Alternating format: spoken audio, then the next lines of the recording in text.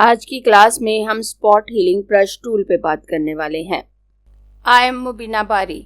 ये यहाँ पे स्पॉट हीलिंग ब्रश टूल मौजूद है और अगर मैं इसके फ्लाईआउट को ओपन करूँ तो इसमें हमारे पास टोटल 5 टूल है और इनकी शॉर्टकट की जे है। जो टूल आपको यहाँ पे शो हो रहा होगा, जे प्रेस करने से वही टूल एक्टिव हो जाता है और मैं यहाँ पे क्लिक करके स्पॉट हीलिंग टूल को ले लेती हूँ।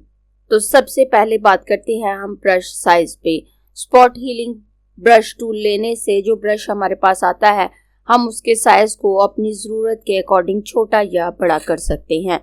हम ब्रश के साइज को छोटा या बड़ा करने के लिए स्क्वायर ब्रैकेट का भी यूज़ कर सकते हैं। अगर हम स्टार्ट स्क्वायर ब्रैकेट प्रेस करें तो हमारे ब्रश का साइज छोटा होता जाता है। नीचे यहाँ की एरिया में भी आपको नजर आ रहा होगा। और अगर हम एंड स्क्वायर ब्रैकेट को प्रेस करें तो हमारे ब्रश का साइज बड़ा होता जाता है और हम स्क्वायर ब्रैकेट की मदद से अपने ब्रश के साइज को छोटा या बड़ा कर सकते हैं। उसके अलावा अगर हम कहीं पे भी राइट क्लिक करते हैं तो हमारे पास एक पैनल आ जाता है। यहाँ से हम ब्रश के साइज को छोटा या बड़ा कर सकते हैं। अगर मैं यहाँ से लेफ्ट साइड पे मूव करती हूँ तो ब्रश का साइज छोटा होगा, राइट साइड पे मूव करूंगी तो ब्रश का साइज बड़ा होगा। यहाँ पे क्लिक करें तो वही पैनल हमारे पास आता है जो राइट क्लिक करने से आता है। यहाँ से हम मजीद भी अपने ब्रश की सेटिंग कर सकते हैं, जिस पे अभी थोड़ी देर में बात करूंगी।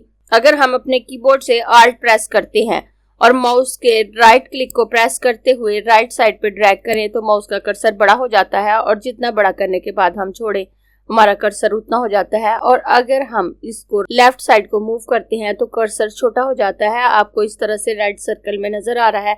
जैसे ही मैं आल्ट छोड़ूंगी मेरा साइज उतना हो जाएगा जितना मैंने ड्रैग करते हुए किया। इस तरह से आप डिफरेंट मेथड को यूज करते हुए अपने ब्रश के साइज को छोटा या बड़ा कर सकते हैं ताकि अपनी ज़रूरत के अकॉर्डिंग उसको यूज कर सकें। उसके बाद अगर मैं यहाँ पे क्लिक करूँ तो यहाँ वही पैनल आता है जो राइट क्लिक करने पे आता है। तो सबसे ऊपर ब्रश साइज है जिस पे हम बात कर चुके हैं। उसके बाद हार्डनेस है, तो आप ब्रश को कितना हार्ड रखना चाहते हैं या कितना सॉफ्ट रखना चाहते हैं। यहाँ डिफ़ॉल्ट हार्डनेस 100% होती है। अगर आप हार्डनेस ज़्यादा रखते हैं तो आपका एरिया जिसे आप हील करना चाहते हैं, जिसे आप हाइड करना चाहते हैं, वो अच्छे से हाइड होता है। लेकिन अगर आप हार्डनेस कम करते हैं, जो ऊपर एरिया फिल होके आता है वो सॉफ्ट आएगा और नीचे से आपके स्पॉट नज़र आएंगे। उसके बाद स्पेसिंग है, तो अगर आप स्पेसिंग को ज़्यादा करते हैं तो जहाँ पे हमारी इमेज में स्पॉट मौजूद होता है, जब हम उस पर क्लिक करते हैं तो वो स्पॉट रिमूव हो जाता है। उस स्पॉट को रिमूव करने के लिए ब्रश जो पिक्सल आसपास के एरिया से उठाता है, अगर हम स्पेसिंग ज्यादा करते हैं तो उन पिक्सल्स के दरमियान स्पेस ज्यादा होगी और हमारा रिजल्ट ज्यादा अच्छा नहीं आएगा। लेकिन अगर हम स्पेसिंग कम रखते हैं तो जो पिक्सल्स वो उस स्पॉट वाले एरिया को हील करने के लिए यूज करेगा, उनमें स्पेस कम होगी और हमारा रिजल्ट ज़्यादा अच्छा आएगा। इसलिए स्पेसिंग डिफ़ॉल्ट पे ही रहने दें। किसी जगह पे अगर आपको ज़रूरत है कि आप उसको कम ज़्यादा करें तो आप कर सकते हैं, अदरवाइज जो डिफ़ॉल्ट स्पेसिंग है वो ठीक रहती है। उसके बाद एंगल और राउंडनेस है। यहाँ पे हमारा ब्रश राउंड होता है, लेकिन अगर हम उसकी राउंडनेस कम करते हैं तो हमारे पास ओवल शेप ब्रश आ जाता है।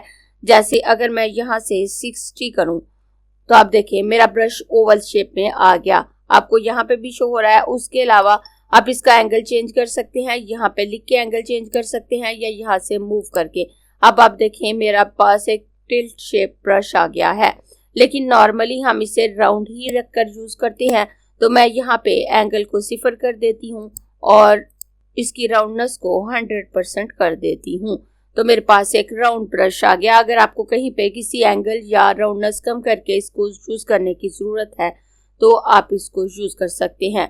उसके बाद नीचे पेन प्रेशर या नीचे कुछ ऑप्शन है, तो पेन प्रेशर का ऑप्शन हमारे पास वैक्यूम टैबलेट में काम कर रहा होता है कि उस पे जो हम पेन यूज कर रहे होते हैं उसके प्रेशर को एडजस्ट करने के लिए हम यहाँ से सेटिंग करते हैं।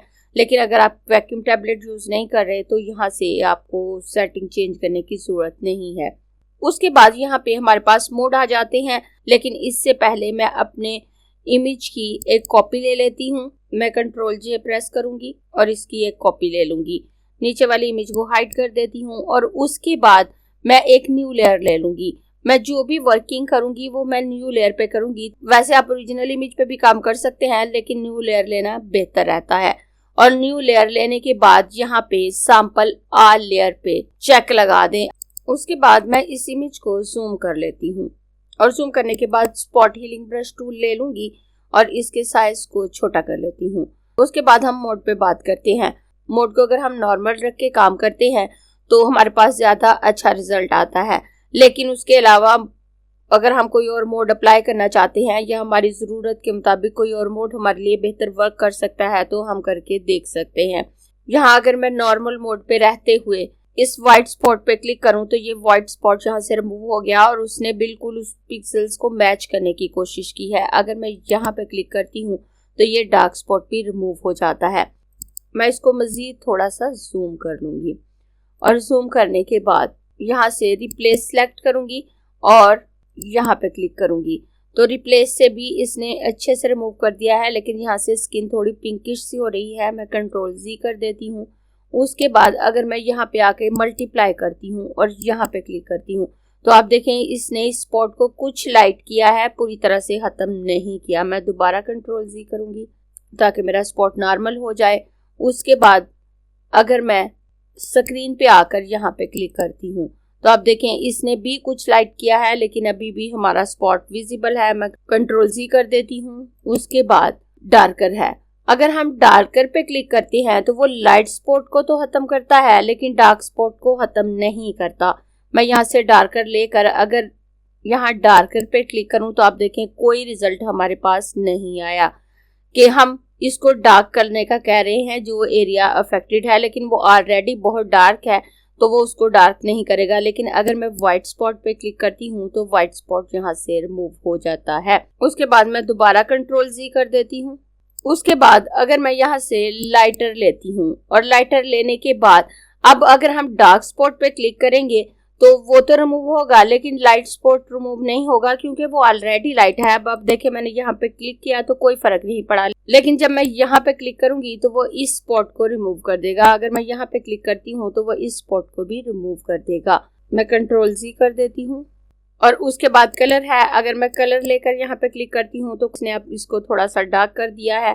मैं कंट्रोल Z कर दूंगी और उसके बाद यहाँ पे लुमिनिसिटी है। अगर मैं इस पे क्लिक करूँ तो आप देखें यहाँ पिंक सा कलर आ गया है। इसने पूरी तरह से इसे रिमूव नहीं किया, लेकिन यहाँ पे 3 मोड ज़्यादा यूज़ हो रहे होते हैं, डार्कर, लाइटर और नॉर्मल। अगर हम नॉर्मल रखते हैं तो वो तमाम तरह के स्पॉट पे अच्छे से वर्क कर रहा होता है, लेकिन कुछ एक्स्ट्रा डार्क स्पॉट मौजूद है तो आप लाइटर सेलेक्ट कर सकते हैं, या एक्स्ट्रा लाइट स्पॉट मौजूद है तो आप डार्कर सेलेक्ट कर सकते हैं। लेकिन नॉर्मल रख के काम करना ज़्यादा बेहतर रहता है और हमारे पास बेहतरीन रिजल्ट आ रहा होता है। तो मैं यहाँ से नॉर्मल कर देती हूँ। उसके बाद टाइप है, तो यहाँ पे कंटेंट अवेयर है। जब हम कंटेंट अवेयर सेलेक्ट करते हैं तो हमारे पास ज़्यादा अच्छा रिजल्ट आता है। अगर हम क्रिएट टेक्सचर पे क्लिक करते हैं तो वो उस स्पॉट को फिल करने के लिए टेक्सचर क्रिएट करता है जो कि अननेचुरल लगता है।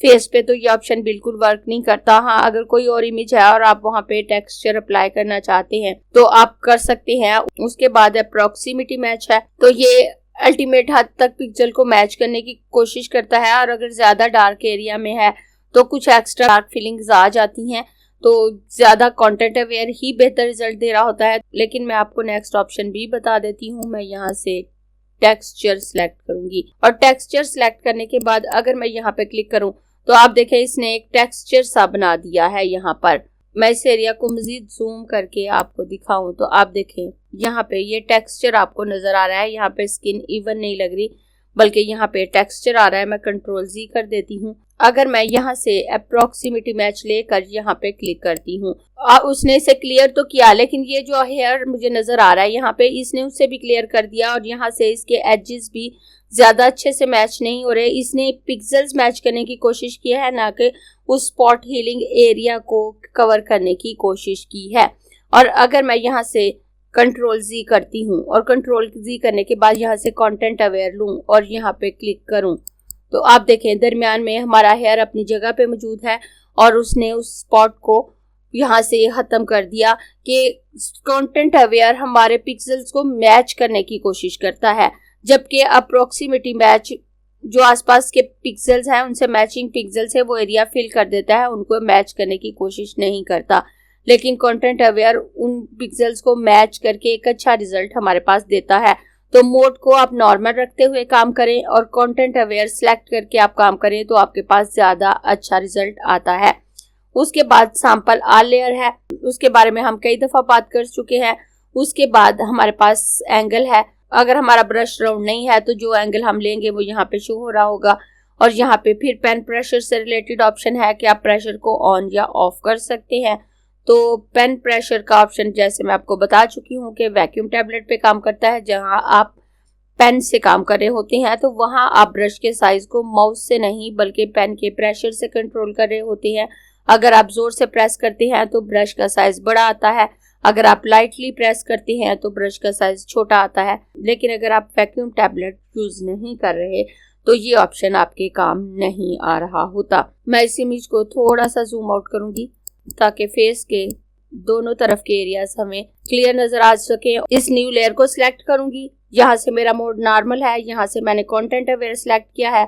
उसके बाद मैं जिस भी स्पॉट पे क्लिक करूंगी वो स्पॉट हील होता जाएगा, वो स्पॉट खत्म हो जाएगा और इसकी स्किन स्मूथ हो जाएगी। आप देख सकते हैं मैं जैसे जैसे क्लिक कर रही हूँ ये इमेज बिल्कुल स्मूथ हो रही है। अब आप देखें इसकी स्किन बिल्कुल स्मूथ हो गई। उसके बाद मैं अपने पेज को फिट स्क्रीन कर लेती हूँ। अब मैंने एक न्यू लेयर पे काम किया था, ओरिजिनल इमेज पे काम नहीं किया था।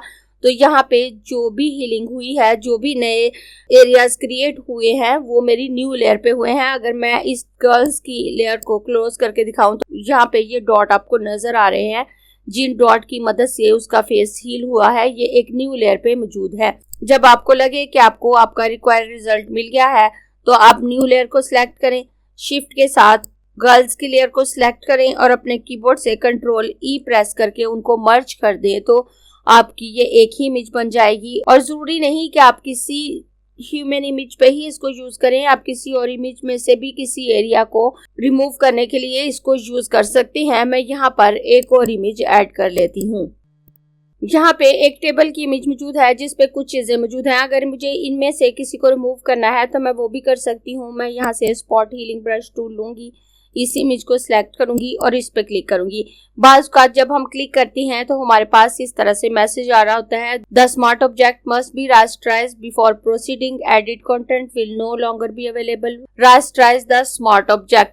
जब हम किसी भी इमेज को अपने डॉक्यूमेंट में ऐड करते हैं तो वो as a smart object add होती है। तो उस पे बहुत से टूल अप्लाई करने से पहले हमें उसको रास्टराइज करना होता है। तो आप यहाँ से ओके कर दे तो ये इमेज रास्टराइज हो जाती है। उसके अलावा अगर आप इस पे राइट क्लिक करें तो यहाँ पे रास्टराइज लेयर का ऑप्शन है, आप इस पे क्लिक करके इसको रास्टराइज कर सकते हैं। उसके बाद मैं स्पॉट हीलिंग ब्रश टूल ले लेती हूँ एंड स्क्वायर ब्रैकेट को प्रेस करते हुए अपने ब्रश के साइज को बड़ा कर लूंगी ताकि ये पूरा एरिया इसमें आ जाए। और उसके बाद मैं इस पे क्लिक करूंगी तो आप देखें उसने इस एरिया को बिल्कुल क्लीन कर दिया। लेकिन कई जगहों पे ये ऑप्शन अच्छे से वर्क नहीं कर रहा होता, स्पेशली जहाँ पे आपके पास कॉम्प्लेक्स बैकग्राउंड होता है और तो आपको कोई आइडिया नहीं होता कि ये बैकग्राउंड के कौन से एरिया को यहाँ पे फिल करेगा। जैसे अगर मैं इस जार को यहाँ से क्लियर करना चाहूँ और मैं यहाँ पे क्लिक करूँ तो मुझे नहीं पता कि ये वुड टेक्सचर को यहाँ पे फिल करेगा, ये इस कारपेट के टेक्सचर को यहाँ पे फिल करेगा या टेबल के टेक्सचर को।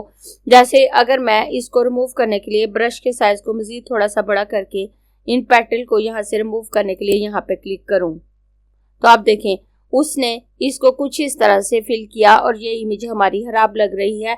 उसने इस टेबल को कवर नहीं किया कि कुछ एरियाज में ये अच्छे से काम नहीं कर रहा होता। हमारे पास और भी बहुत से टूल मौजूद हैं जिनकी मदद से हम कॉम्प्लेक्स आर्ट वर्क में से किसी एरिया को रिमूव कर सकते हैं। लेकिन जहाँ पे प्रॉब्लम छोटे एरिया में मौजूद है तो स्पॉट हीलिंग ब्रश बहुत अच्छा रिजल्ट दे रहा होता है, जैसे कि आपने गर्ल्स के फेस पे देखा। आई होप आपको स्पॉट हीलिंग ब्रश टूल की अच्छे से समझ आ गई होगी।